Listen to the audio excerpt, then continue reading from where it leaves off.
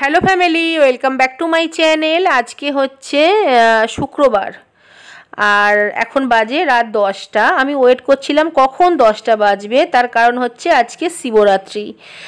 আর এটা হচ্ছে 2024-এর শিবরাত্রি আর কি।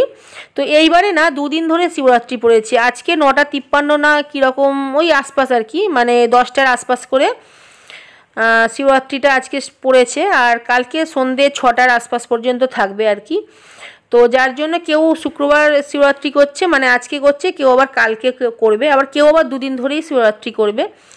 তো আমি আজকে করেছি, কালকেও ভাত খাবো না আর নিরামিষ খাবো, তবে আমি কিন্তু খেয়ে দিয়ে পুজো করি ভাই, কারণ আমার গ্যাসের প্রবলেম। আমাকে দিনে 2-3বার করে গ্যাসের ডোজ নিতে হয়, মানে ওষুধের ডোজ আর কি।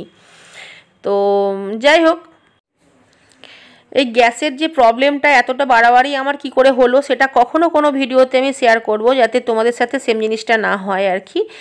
আর আরেকটা জিনিস বলি, মানে গ্যাঁজা, সিদ্ধি বা এইসব কলকে টলকে অনেক কিছু হয়, অনেক কিছু দিয়েই শিব পুজো করা হয়। আমি কিন্তু অত কিছু দিই না ভাই, আমি ওই বেলপাতা দিই আর আকন্দ ফুল দিই। আকন্দ মালা পেলাম, না হলে আমাদের গাছে, মানে আমাদের বাগানে আকন্দর গাছ আছে, ওখান থেকে মানে অল্প একটু ফুল নিয়ে এসে দিই।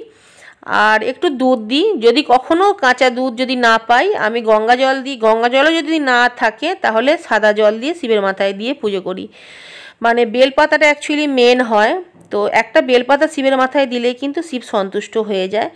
এইবারে যে যার মনের ভক্তি, বড় ভক্তি আমি সবসময় বলি তোমাদের, যে যা খুশি দিয়ে পুজো করতে পারে। তো যাই হোক, আমি খুব সাধারণভাবে পুজো করি, যেগুলো শিবজির পছন্দ তার মধ্যে অল্প কিছু জিনিস দিয়ে পুজো করি।